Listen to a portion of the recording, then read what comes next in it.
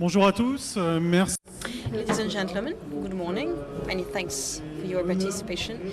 It is a great honor to start our conference, Vape Expo 2015, about vape and its purpose, users' perspective. This morning we'll deal with different topics which are very different, about vapers, about community, and this is very important for principles, the main challenges, the legislations through countries. And in order to do so, I'm here with three participants who are Lorien Jollye, the new Nicotine Alliance in the UK. Good morning. Then we have Pascal Bouchet from La Tribune du Vapoteur. It's a Facebook group which is very important, has a great influence with 3,000 members. And Olivier Théraulaz, who's the president of the Helvetic Association, the Swiss Association Helvetic Vape. Okay, let's start our conference with different questions which will enable us to discover which are your actions, your worries about this very specific field, and what are your intentions in order to improve things according to our means. So I would like to start with Lorien Jollye. Could you please give us an introduction of new Nicotine Alliance? What is it exactly? The New Nicotine Alliance was started at the beginning of the year, and we're a charity in the UK. So we are vapers, we are politicians, we have public health, and lots of experience and expertise around smoking and e-cigarette use. So we are a legitimate voice, which has been difficult in the UK for consumer groups to be taken seriously. So we are able to talk to politicians and public health. We attend conferences, and we're getting the side of the vapor across to the people that make the decisions. Okay, and que pensez-vous du... Do you think of the pH report? We've been, talking a lot about that 95% of danger, less danger, as compared to the cigarette. Do you think it is a health point of view, medical point of view, or is that a free vape accessible to everyone, mainly in the UK? How is it seen? Health England report, the PHE report, was one of the most important things that's happened in vaping, certainly in the UK, and obviously now it's being talked about across the world. It caused a lot of controversy among vapers because initially the press picked up on the medicalisation, having a medical e-cig. This was not part of the report. This happened in the press conference when they released the report, and the press in the UK are not our friends. We have a big problem with the press. So they used having a medical e-cig to annoy and upset the rest of the population and to cause offence. The PHE report accepts, and they have since written that the consumer market and the things that we buy, all of this is good, and that doctors should be recommending smokers to come to this and experience this. At some point there will be a medical e-cig in the UK. It's a long way off. We're nowhere near having one. And when it is, that's probably a good thing, but it won't affect what we understand as the vaping market, and that will continue, and PHE actually now support that, which was something we never thought was going to happen. So the PHE report is something that potentially is going to completely change, hopefully, regulation in a lot of countries and how people deal with e-cigarettes. J'ai aussi vu... I we also saw a few years ago, actually we did not have so many problems with the industry, tobacco industry in the UK, and we realized that, little by little in the UK we are starting to just demonize the tobacco industry. How do you explain that? Because they had a great vision before and now it is totally changing. How do you explain this change? So we've been through a lot of changes in the UK over the last 2-3 years, really. The tobacco industry is an ever-present problem in that a lot of public health don't want anything to do with them and don't want them to have anything to do with this. However, the tobacco industry are part of this, and provided they can make good quality products and they're not at the expense of everything else, there's no reason for them not to be. We are not able to, and neither are public health able to deal with the tobacco industry. And they don't really have a presence at things like this. Their products aren't visible. They have, the marketing that's happened in the UK has been very good and very tasteful. The advertising and the way it's aimed at smokers has actually worked very well, but we have a lot of rules and a lot of regulation about what people can and can't say. So you can't say vaping is safer than smoking. Something so fundamental, we're not allowed to say that in the UK. So it's been a balance of finding how to market interesting products without crossing over all the lines. And to be fair to the tobacco industry, unlike we've seen maybe in America, we haven't had anything that would cause us issues in terms of marketing. Merci Lorien. Many thanks. Pascal Bouchet from the Tribune du Vapoteur. You've been, dealing with you for a long time. How did you create your association? Well, Tribune of Vapoteur was born in December 2014, so very young born on Facebook, and also present on other social networks like Twitter or Google+. And the original idea was to offer a space, free space, with no moderator, in order to create debate inside the community on the defense of free vape, struggling for also the solving of conflicts, in order to, have a good atmosphere, develop a good way of acting.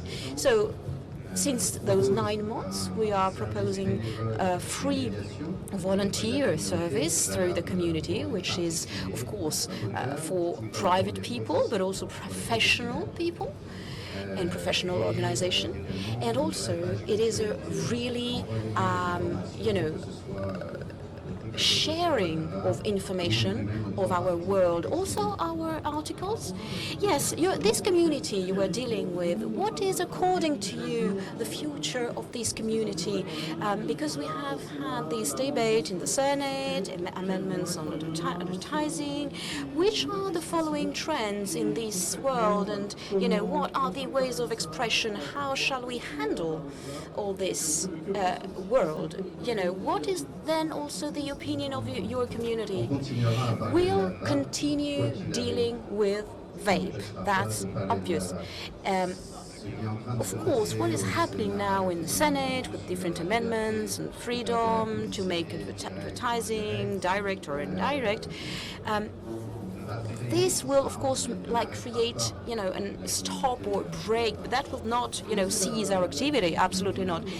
There's difficulty. We are on propaganda idea or dealing with a product. The margin or the difference is slight. Do you think you will be able, through the communities, to create a good moderation and to have a follow-up of that way of thinking? Yes, it is also, already what we have been doing, and we have no commercial partnership. We are in a pure information channel and will continue in that direction. And then afterwards, maybe we'll choose different systems of communication with clubs, for example, and mainly dealing on the field. You need to get out of the social networks, of course, and the internet in general. It must give priority to smokers, on the field, in the field. And then this is the final point, because community on the social networks is a very, very slight minority, in France at least. Of course, and let's deal with smokers. What is the future of the e-cigarette in France? How do you see the future? Well, I can see a positive path. I am, optimistic person. And as I said before, we have, of course, some difficulties, some obstacles. And inside our Tribune, we need to go in the field. We need to develop clubs, to places where people can meet, can share information. It is a kind of juridical form.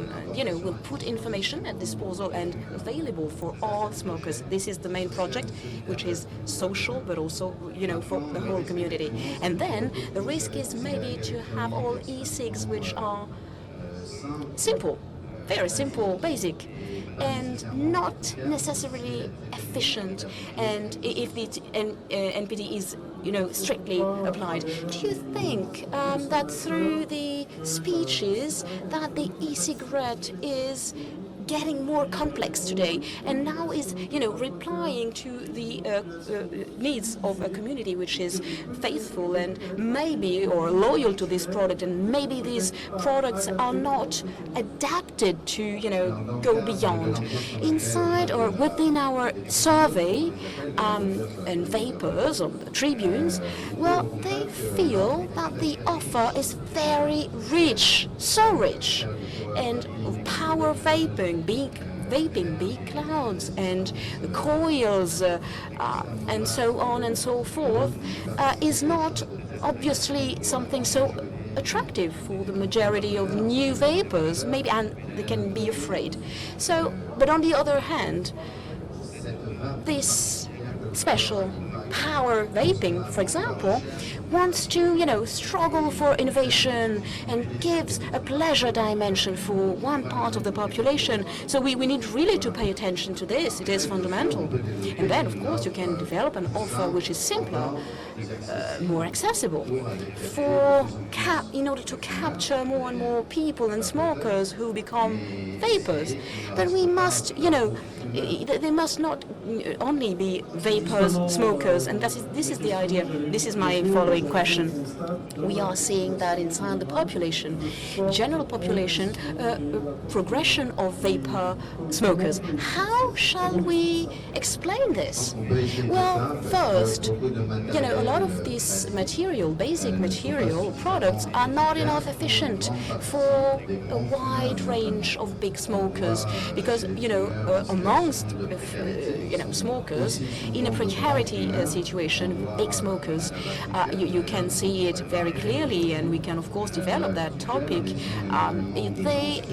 We have, difficulties, a lot of problems, and some people, they try to use, basic product, but it didn't work because they continue smoking. And the more you create, more sophisticated products, the more that will, create enthusiasm, and that's why we observe that sometimes they stop totally. So you are doing a lot of actions for Vapoteur, Aid Us. It is you are so much involved. Yes, we are so much convinced and involved since the beginning, and of course with Vapoteur, which is an initiative created by Abder and Julien Levaillant, who is the vice president of Vapoteur, and I do invite you to visit the stands here, and it is so important to see that concrete aspect of the real community of vape, and it is really the Vapoteur community. Go and see them, absolutely. Thank you so much, Pascal. Olivier, now president of the Association of Helvetic Vape in Switzerland.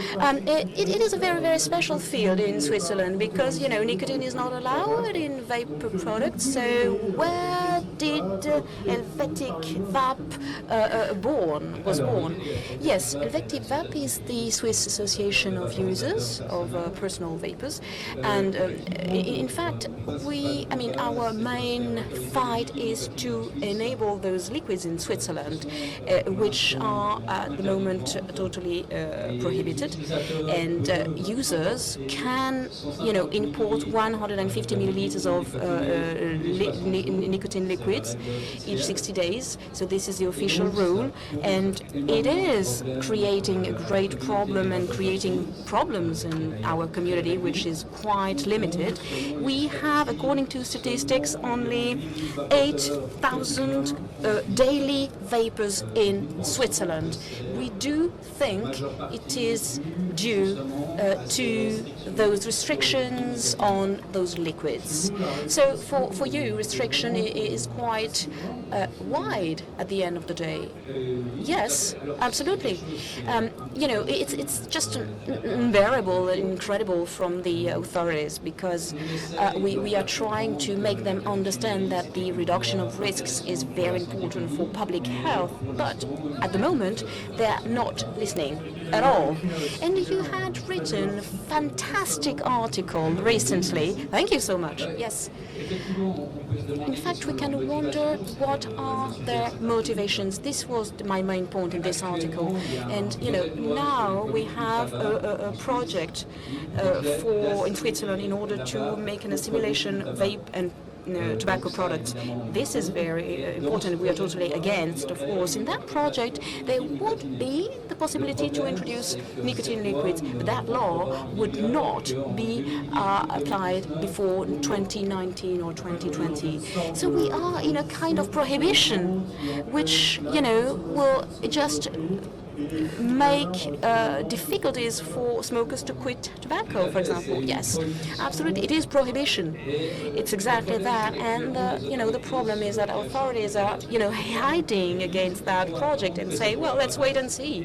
And they do not want to, let those liquids to be approved. The problems for the community is that, as we said before, vaping, as compared to classical smoking, represents great difficulty, great obstacle, an extra obstacle. It is a bit more complicated instead of going and buying a pack of cigarettes in the street. So, if you have a more constraining regulation, then it will be an extra problem. And of course, it is like a direct influence on the quantity of vapors we have in Switzerland. Well, it is a paradox because actually we have IQOS in Switzerland, which is making great progresses. And then we have, prohibition of access to nicotine products. Yes, great progress, maybe not. They've just announced it in Switzerland. In fact, EQRS has been, is a tobacco product, and you have fills and refills, and it's like more or less the same price as a pack of cigarettes. So it is one of the tobacco products, and that's why they can really make a good commercialization. But in fact, these liquids are prohibited. It creates something really unbearable. And what about your actions? We are trying to fight. We want to struggle for those liquids to be, possible. We may, the government is not really reacting, and we'll see how to handle this. And then, at the beginning of next year, we'll discuss that project of law in Parliament, and then we'll make lobbying, of course, through, with parliamentaries, of course. And what is your feeling?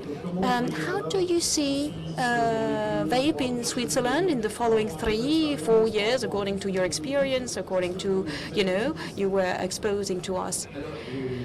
Well, when you struggle, when you fight as we do, you of course must be optimistic, even though it is difficult to be optimistic because you have a lot of problems to be faced. But then, having said that, as we saw what happened in France this week, it is difficult to make people understand the interest of vape for public health, and that's why we do hope, that we'll do better in Switzerland. It's not so obvious, but if we do manage to convince people on the reduction of risks linked to the consumption of nicotine, I think this is a great step.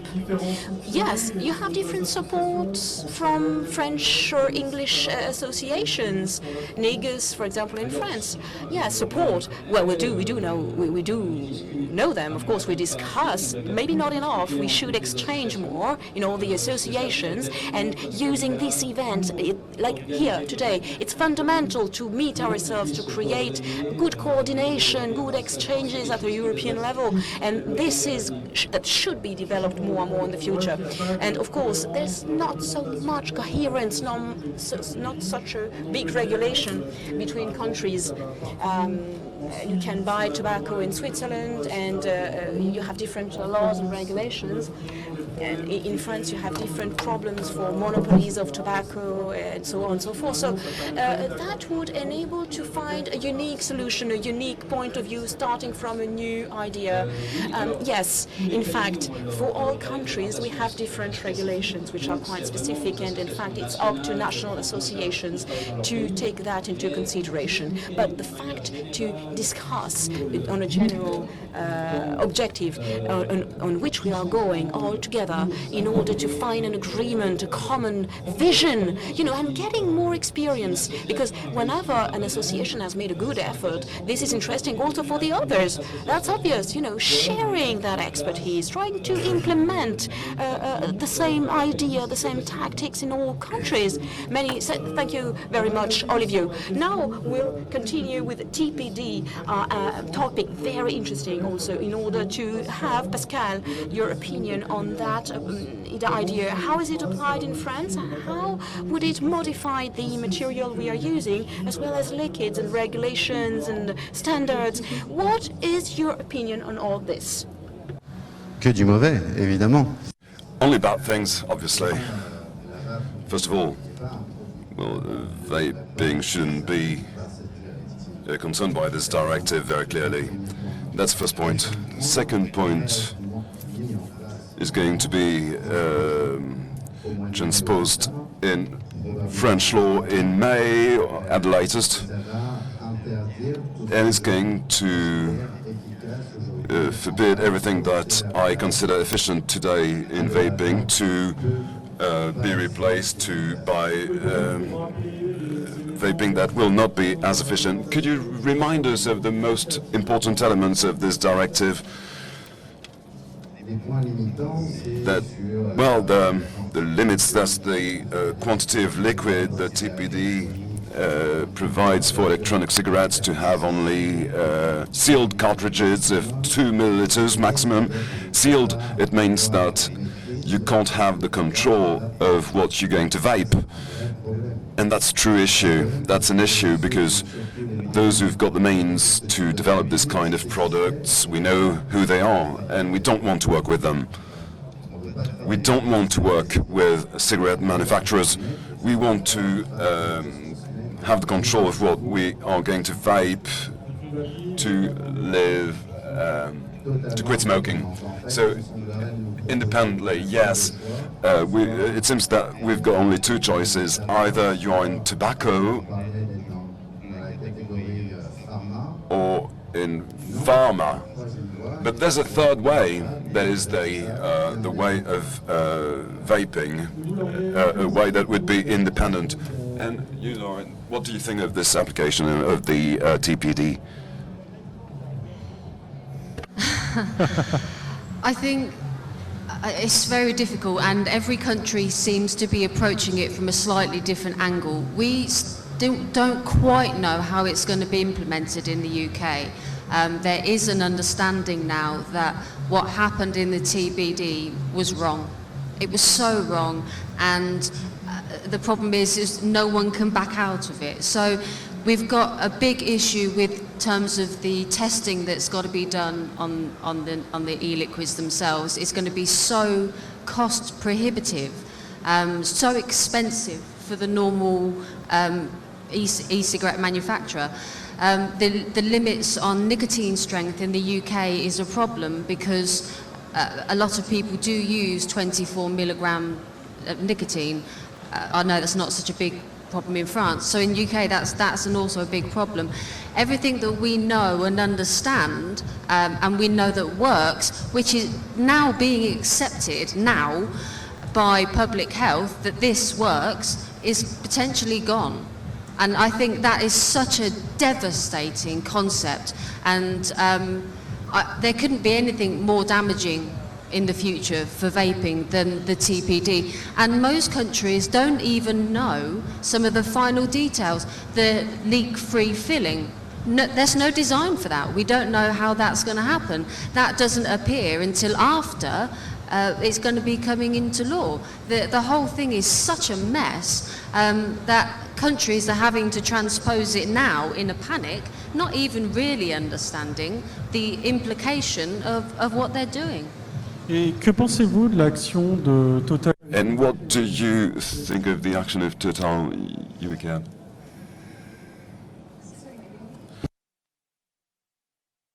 Total UK, the action of Total UK, what do you think about it?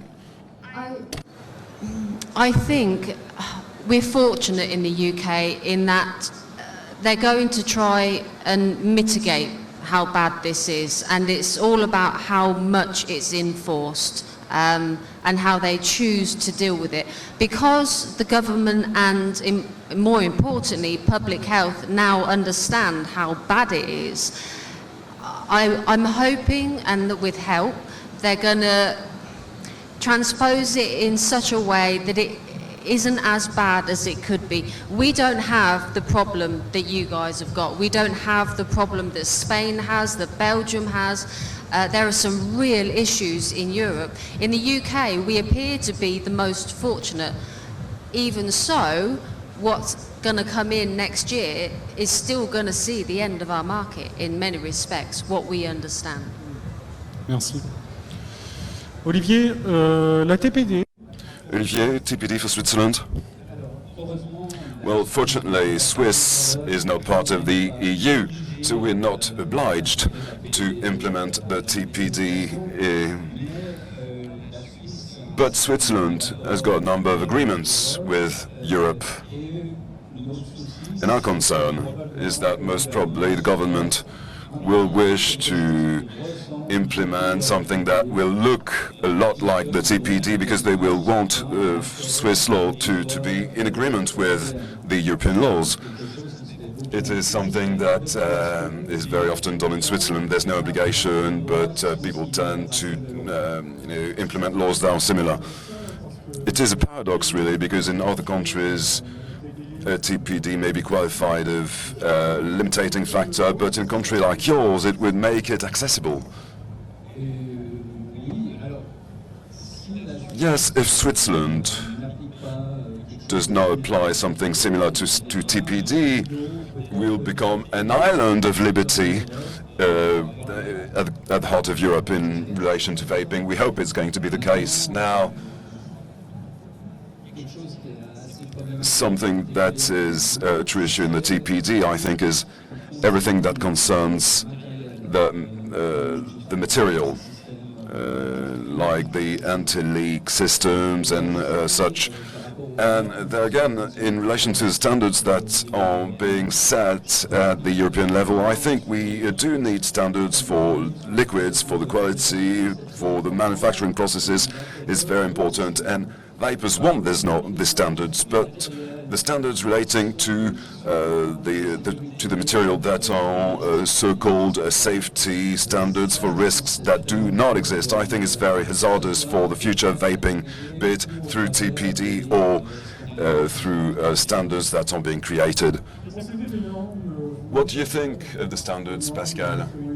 The standards that I've been supported by vaping professionals, by EGUs, many people that contribute to having a sounder vape. What does it bring, according to you? Well, it brings more safety, it reassures vapers. Now, it can be seen as a constraint, but it wasn't meant to be. And on the Tribune, we're very sensitive to this kind of subject because we've had many discussions about the quality of liquids, the components. Sometimes it's a rather extreme debate. We become, well, or some believe they are specialists, but we learn something new every day. So I see it in a very positive way. I think it's only a start. There will be a follow-up. How do you explain the emergence of the do-it-yourself, the fact of making your own liquid, especially when you don't know too much about chemicals, the way molecules may combine? Standards are there to be a framework for liquids, but on the other hand, you've got more and more people who do it themselves. So isn't that a risk? How do you think the market is going to evolve from there? Well, first of all, there are several practices that have got to be respected as such. I think that vapers that manufacture or do follow their own recipe, the pleasure aspect is much more important than the health aspect for them. And the advantage of the do-it-yourself is the cost that is quite moderate in comparison with premium liquids that you may find here at the stands. But health, you know, we think we know what we put in liquids, the different components, some flavors, the PG, etc. It's a matter of verifying the quality of the flavors and some additives, but nothing else. If you allow me, we've got some experience in Switzerland because the nicotine liquids being forbidden, many vapers have switched to the do-it-yourself because it's easier to order some nicotine substance and then to do your own liquid. In Switzerland, this constraining regulation invites people to take more risks by making their own liquid, adding a nicotine base in zero liquids and this kind of thing. So you've got to pay attention to the fact that regulation shouldn't induce behaviors that are more at risk than what it was trying to prevent. In the UK, do-it-yourself, is it very common? It's a very small part of the entire market, I think, and most vapers. Most vapers are buying their e-liquid from a shop or from the internet. I think it's very important to keep perspective on do-it-yourself because we're comparing this to smoking. That's the comparator.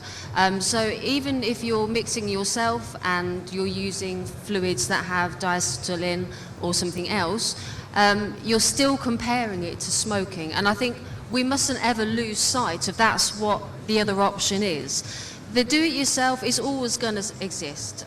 If it's making mods, or if it's making fluids, or making insane coils, because that's what people do. People tinker with things, they fiddle, they like to make their own, but it's always going to be a minority. I think whatever you do, and whatever regulations come in, whether they're written with the help of consumers or the TPD, you're always going to get people that do it differently. You're never going to get rid of that. And you know what, that's fine, because they're not smoking in that respect. So that you have to bear that in mind all the time, is the comparison is smoking. Merci. Donc finalement... Thank you. So finally, what are the main challenges that you meet, each of you in your associations, in your discussion groups? Because when I listen to you, it seems that we all have the same objective, that is to recruit smokers to make vapers of them. So in a way or another, what are the challenges you encounter, Olivier?